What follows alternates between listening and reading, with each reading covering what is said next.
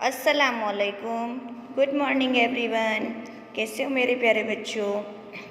आज हम कक्षा 5 विषय हिंदी में अपना इकाई नंबर 11 सच्चा बालक जो कि हमने देख लिया है, तो रिवीजन के तौर पे उसे आज हम देखेंगे। 11 सच्चा बालक जीवन प्रसंग। पढ़िए और लिखिए। इसमें सेंटेंस दिए हैं, लिखना है, ऐसे ही कॉपी करना है। लड़का, मेरे पास 40 अशरफियाँ हैं। आसमान में घनघोर बादल छाए हैं। माँ ने कहा था, बेटा सदैव सच बोलना, हमेशा सत्य की ही जीत होती है। हॉकी हमारा राष्ट्रीय खेल है। अब दूसरा प्रश्न है, निम्नलिखित प्रश्नों के उत्तर 1-2 शब्दों में लिखिए। काफिला कहाँ जा रहा था? बगदाद। लड़के के पास कितनी अशरफियाँ थी? 40। काफिले पर कौन टूट पड़े? डाकू। बालक चुपचाप क्या देखता रहा? लूटमार। डाकुओं ने क्या करना छोड़ दिया? लूटमार। सच बोलने वाला बालक कौन था? अब्दुल कादिर। अब्दुल कादिर की समाधि कहाँ है? बगदाद में। अब हम देखेंगे हमारा 3rd वाला क्वेश्चन। निम्नलिखित प्रश्नों के उत्तर एक वाक्य में लिखिए। लड़के ने अशरफियाँ कहाँ रखी थी? जो अब्दुल कादिर है उसकी माँ ने उसको अशरफियाँ दी थी, वो उसने कहाँ रखी थी?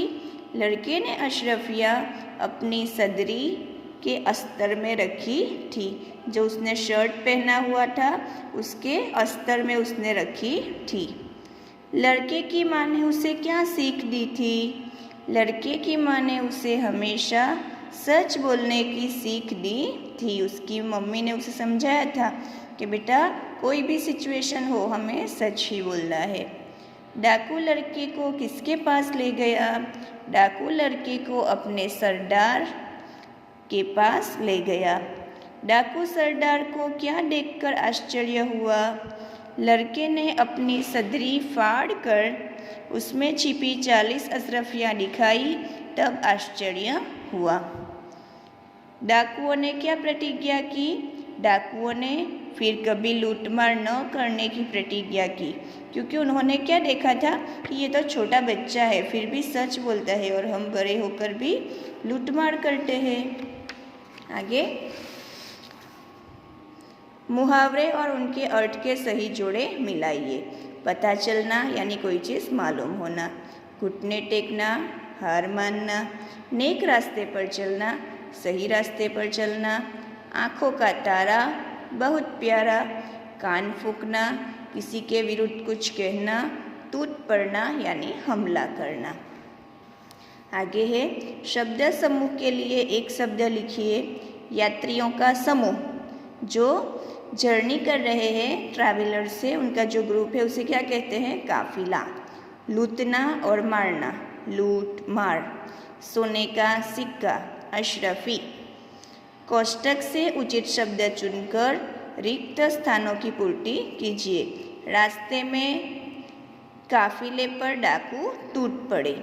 लड़के ने अपनी सदरी फाड़ डाली। हम लोग बड़े होकर भी ईश्वर के बताए नेक रास्ते पर नहीं चलते। सच बोलने वाले बालक का नाम अब्दुल कादिर था। प्रश्न 7, सही वाक्यांश चुनकर विधानों को पूर्ण कीजिए। काफिले पर डाकू टूट पड़े और लूट मार करने लगे। यहाँ पे 3 ऑप्शन है, आपको सही वाला चूज करना है।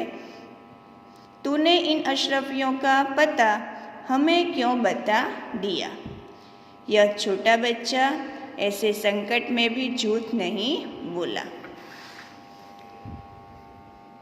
बड़ा होकर अब्दुल कादिर महान संत हुआ। निम्नलिखित वाक्य कौन किससे कहता है? लिखिए। तेरे पास भी कुछ है? एक डाकू अब्दुल कादिर से कहता है। तेरी अशरफियाँ कहाँ है? डाकुओं का सरदार अब्दुल कादिर से पूछता है। झूठ बोलना पाप है, अब्दुल कादिर डाकुओं के सरदार से कहता है। इनका लूटा हुआ सामान इन्हें वापस कर दो, डाकुओं का सरदार अपने साथी डाकुओं से कहता है। आप अब्दुल कादिर की जगह होते तो क्या करते, यानी आप क्या करते उसकी प्लेस पे होते, तो वो आपको यहाँ पे लिखना है। प्रश्न 10, निम्नलिखित प्रश्नों के उत्तर लिखिए। लड़के की माँ ने अशरफिया सदरी की अस्तर में क्यों सी दी थी?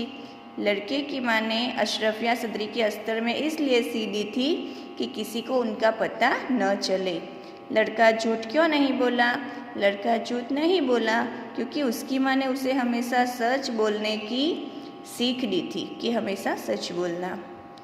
डाकू सरदार को किस बात का पछतावा हुआ? डाकू सरदार को इस बात का पछतावा हुआ कि वह बड़ा होने पर भी ईश्वर के बताए नेक रास्ते पर नहीं चलता। 4th 1, डाकुओं ने लड़के से क्या सीखा? डाकुओं ने लड़के से ईमानदारी सीखी। उन्होंने सोचा कि इतना छोटा लड़का अपनी माँ की सीख मानकर चलता है और हम हैं कि अपने भगवान के बताए हुए नेक रास्ते पर नहीं चलते। यानी बच्चा अपनी माँ की बात सुनता है, झूठ नहीं बोला, उसने सच सच बता दिया।